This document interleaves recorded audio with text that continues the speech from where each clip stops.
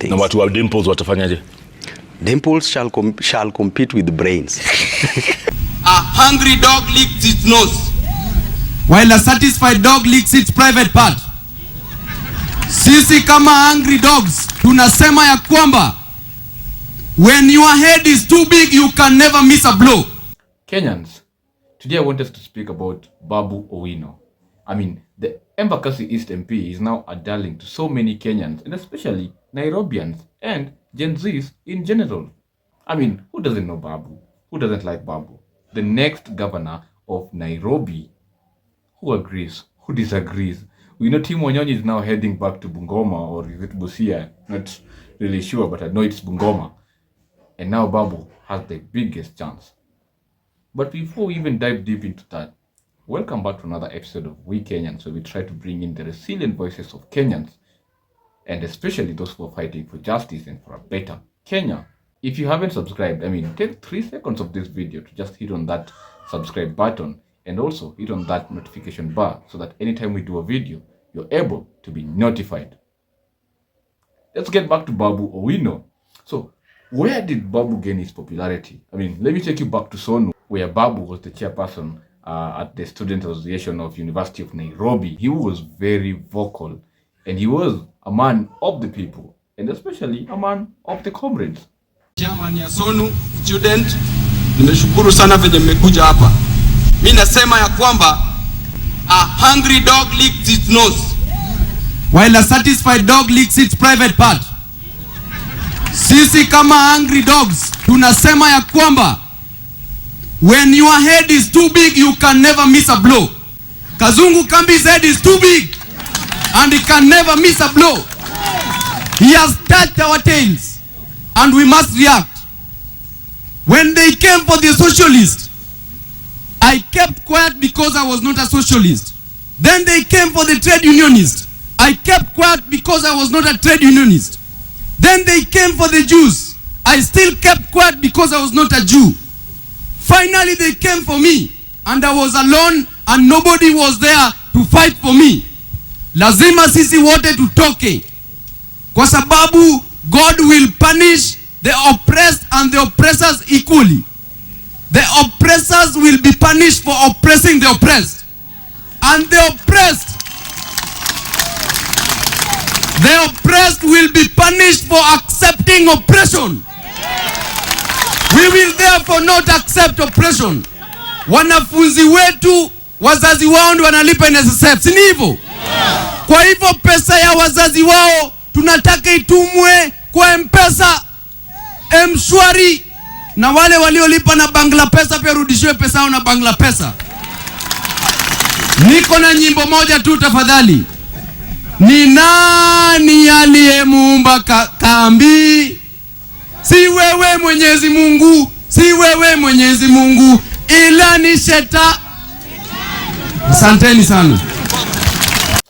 Babu was very popular back then in University of Nairobi, and everyone knew Babu was the man for the comrades, and he has been that. Until today, he's still fighting for the comrades, and now people feel like he's now earned his position to become the governor of Nairobi. But anyway, before even that, we know how Babu became the member of parliament of Embakasi East. It's because of how he was a man of the people, and he was able to be elected as the MP of Embakasi East for the first time. This is never easy, especially for someone who just came out from the university to vie and win in a hot seat like Embakasi East in Nairobi. And Babu managed that. And he has been doing a wonderful job. He hasn't just been an MP, but he has been a very good performer. He has been ranked among so many polls ever since he became the MP, among those who have been doing wonderful jobs. And he has always been among the top 10 wherever poll has been done. And this is what people want, especially Kenyans, because they see this is someone who can actually transform Nairobi. And that is why Babu has actually said that in the next coming election in 2027, it's going to be about... Dimples shall compete with brains. Auditor General from the government, and you know very well that I'm an opposition member of parliament. You are. They cleared Embakasi East and they said that Embakasi East is very clean in terms of management of funds in Embakasi. However, there are those leaders who feel that they should eat that money. They should steal, pilfer, defraud that money. Such leaders, Jeff, they will not end up well. Such leaders will be punished by God. Such leaders will never be leaders again because they are not leaders, they are dealers. Those are leaders without visions. Those are leaders with missions. Mission to destroy the lives of the constituents who trusted them. And I tell them today, from the gubernatorial, from the presidency to gubernatorial, all the way to MCA, that if you are entrusted to work for your people, work for them. Do not steal from them. Because in the long run, I started by telling you that God will punish you. And I mentioned the kings who were punished because they never obeyed God. You're very religious, aren't you? I am, Jeff, because where I am, way from Nyalenda slums, way from the village to Nyalenda slums to here, and it is by the grace of God. And other things ahead? Other things will be automatic, Jeff, because God is the one who is going to put me in those other things. Na watu wa dimples watafanyaje? Dimples shall compete with brains. Well, even currently, Babu has been very critical to the Kenya Kwanza government, and he has been outwardly, seen to oppose lots of the decisions that they're trying to make, especially the decisions that are not pro-citizens.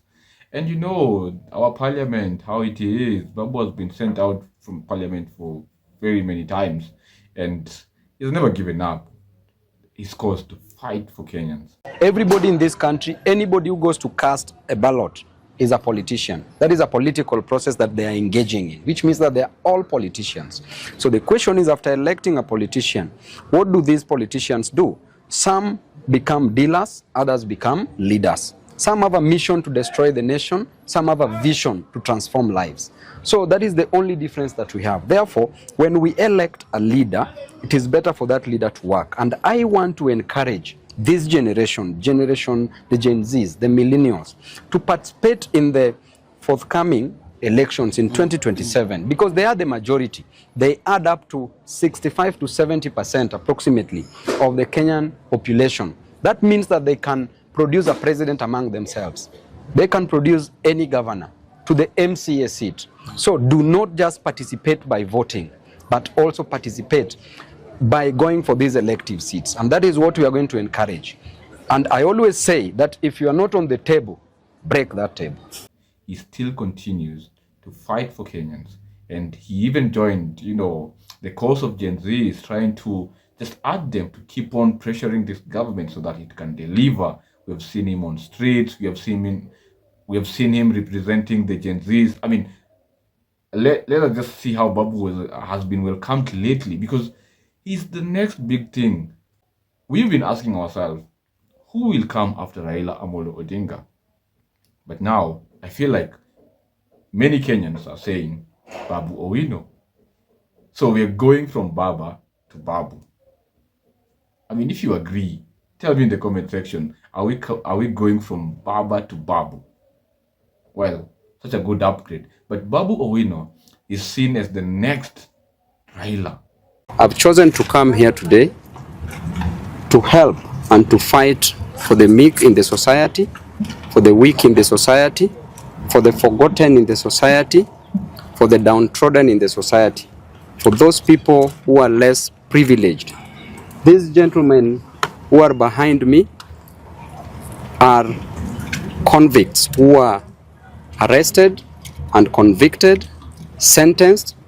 There were different sentences that were pressed on them, varying from months to years, and they are here today because they cannot and they are not in a position to afford the fine that was pressed against them.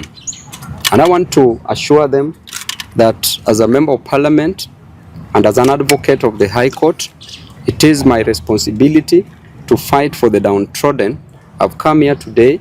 I've cleared all their fines that they were charged, and today they will be happy to join their family members. And I also want to advise them that as they go back to the society, they should remember that it is the responsibility of a man to work, it is the responsibility of a man to provide for the family. He has just started. He's becoming more vocal. He's becoming more popular, especially in the Nyanza region where he comes from. People have been giving him heat, even in the late Albert Ojwang's burial, where he was actually ordered by the people to speak twice. And even Governor Wanga had to cut off her speech for Babu to just give his second remarks. We've seen him going to Migori and he has earned a very good welcome. And his one message is the government has to listen. If it doesn't listen, one term.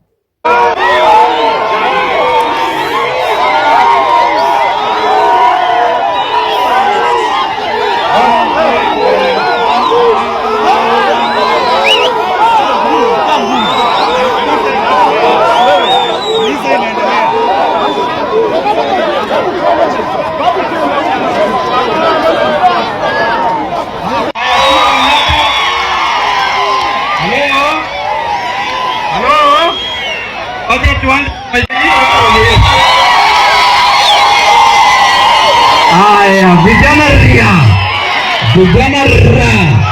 wazee tibi, wazee pianala, warembo wamama mme. Book of Job 1:21. The Bible says that it is God who gives and it is God who takes away. And the Bible also says in Philippians 1:21, Paul said that it is to me, for to me to live is to Christ and to die is gain. Thank you very much. Na nikimalizia, niseme nisiseme? Mheshimiwa, nikubalie niseme jambo moja. Vijana ria.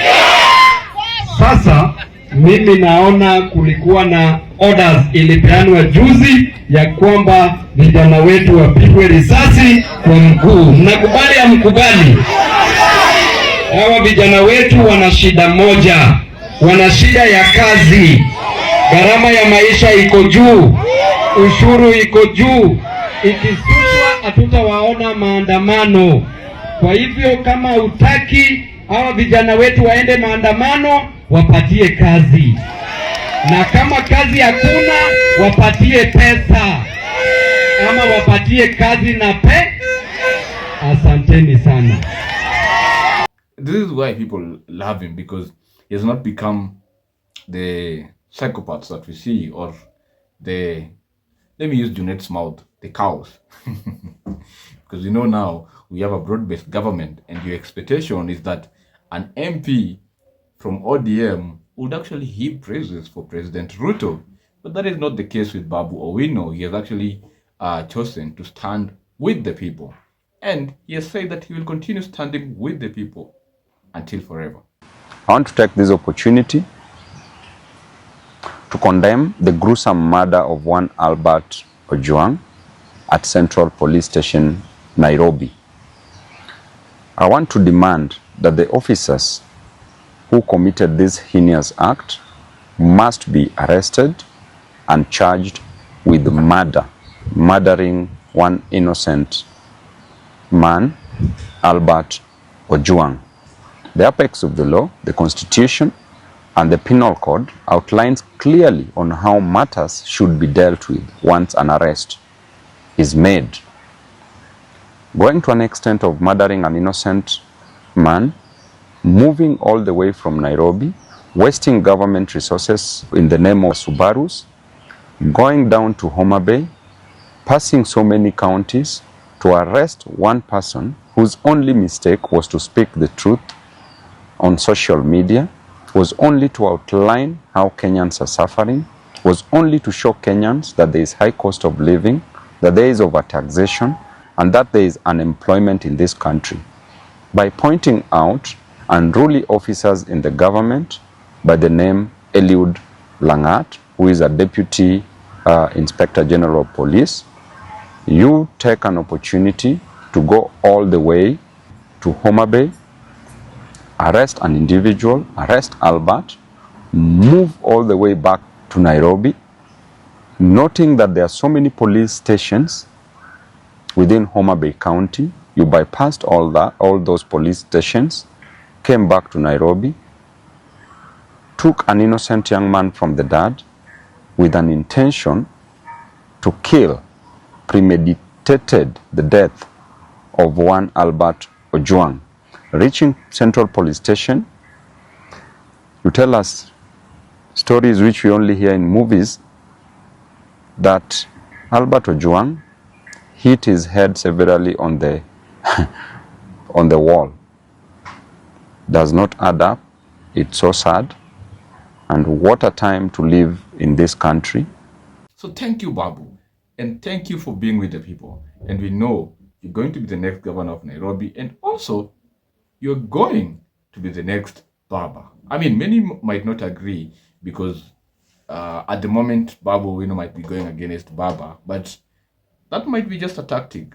He may just be doing that so that he gains his popularity differently, because we know Babu needs to gain popularity over Kenya, and Kenya is becoming tribeless. Thank you, Gen Zs, for doing that. So anyway, in the next governorship race, do you think Babu Owino will actually manage to become the governor of Nairobi? Or are we going to return Dimples? I mean, I would really love to know that. Governor Sakaja has failed people, and I know he overpromised, and now people aren't feeling his work. But Babu Owino is coming, and his intelligence. I mean, this guy has so many degrees. We know the system might be currently against Babu Owino, especially now that he's not supporting the government and his party is supporting the government. But Babu has come out so clearly, and this is actually a moment for Kenyans to give birth to a new generation. And the Gen Zs have actually said that we need a new regime, we need a new group of people, we need new ideas, because we're saying tribeless, we are saying it's time for development, we're saying it's time for the leaders to work for people. And Babu Owino has showcased that he can actually do that, especially with the work that he has done in Embakasi East. I mean, even from the polls that has been done over the years that he has been an MP, even to date, even if an organization decides to hold a poll, Babu Owino will still come amongst the top 10 as the MPs who are, performing very well. And this is why Babu is gaining more popularity. I mean, is he the second Raila Odinga? I mean, is it Baba 2.0 or is it Babu 1.0? But really love to know from your views. What do you think? Is Babu Owino the next Raila Odinga? Raila hasn't come out so strongly to actually, support Babu Owino. And we know initially he had even started endorsing Governor Sakaja, to vie for the second term. And he has been so away from Babu Owino. I mean, is this a tactic that Raila is trying to use so that Babu can gain more popularity, or what is it? Because I really want to know from you guys. And can Babu Owino really replace Raila Odinga? Because Raila has been in this game for a very long time, over 40 years, and this guy has been very strategic. And he has always had Kenya at heart. I mean, many of you can call him a con man at the moment, but we know he has always been in touch of every change that has been coming. Talk about the second liberation or the third liberation, in the name of handshakes, of course, but the progress has always been there. But anyway, that is it from Babu Owino. I really wish him the best as he, plans to vie for the governorship in Nairobi. And it's now even more easier because we know Tim Wanyonyi was a very good candidate. I really love Tim Wanyonyi.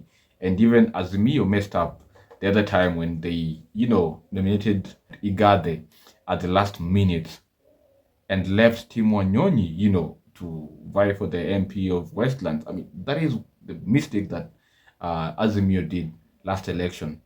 He was a very good candidate this time, but now he had decided to go back to vie in Bungoma, so it means Babu has a bit higher chance, and we are wishing him all the best. So tell me in the comment section, is Babu Owino the next Raila, or does he need more time to fit in his shoelace? But anyway, thank you very much for your time. That was it from me. I mean, if you haven't subscribed yet, I would like you to take 3 seconds of this video before we close to hit on that subscribe button, and also hit on that notification bar so that anytime I do a video, you are able to be notified. A hungry dog licks its nose, while a satisfied dog licks its private part. Sisi kama hungry dogs tunasema ya kwamba when your head is too big you can never miss a blow.